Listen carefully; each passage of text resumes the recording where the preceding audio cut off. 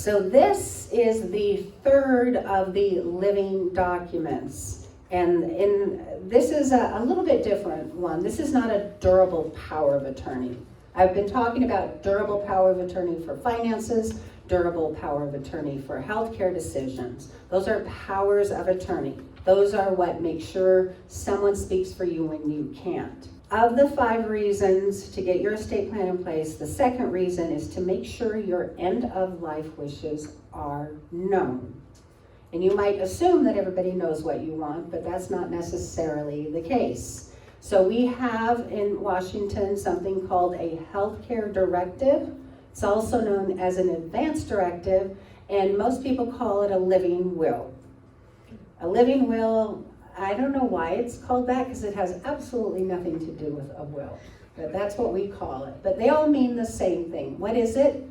It's where you put in writing what your wishes are if you are deemed to be at end of life. And what that means in Washington is you are in a permanent vegetative condition, a terminal condition, and your attending physician or 2 physicians have put in writing that any medical treatment is not going to make you better. You are not going to come back from. And so when we're talking about a healthcare directive, this truly is what we call end of life.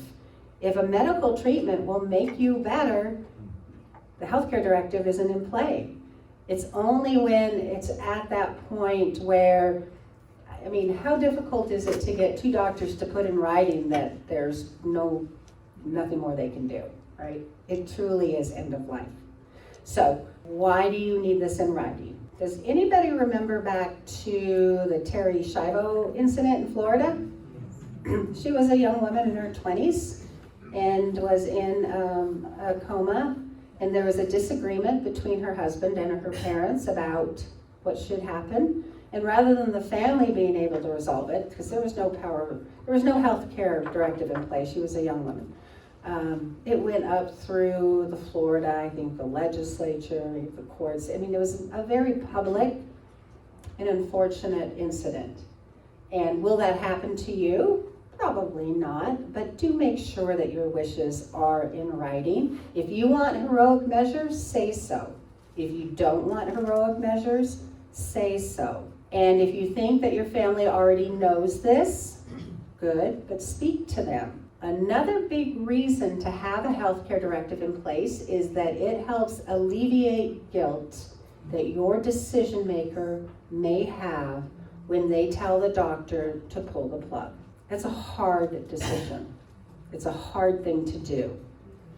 But you have a healthcare directive that says you don't want heroic, so it's in writing. They're just following your wishes. So it is a gift that you can give to your decision maker by making it really clear. Is anybody familiar with that lime green form that's called a post? And if it's in effect, it should be on your refrigerator because it needs to be conspicuous.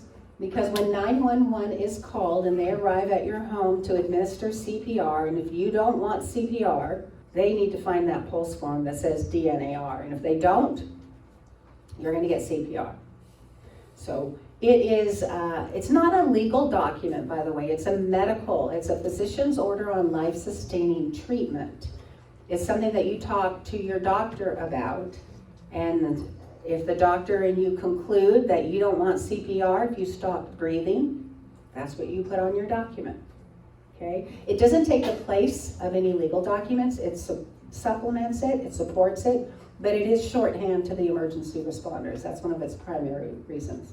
So a PLLC, the advance directive, is a legal document. The lawyer helps you fill that out, the doctor doesn't.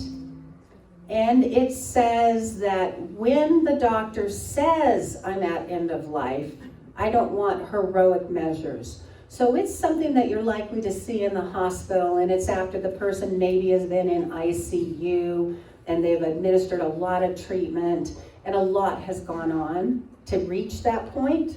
Whereas a PLLC, the green document you signed with your physician, says Really what it says is, the key thing is don't resuscitate, DNAR. Do not attempt resuscitation. That's the reason people often want it, because they say, after talking to their doctor, that I don't want to be resuscitated. So it is affected when 911 comes, because the person has dropped on the floor and 911 is called, they're going to start CPR.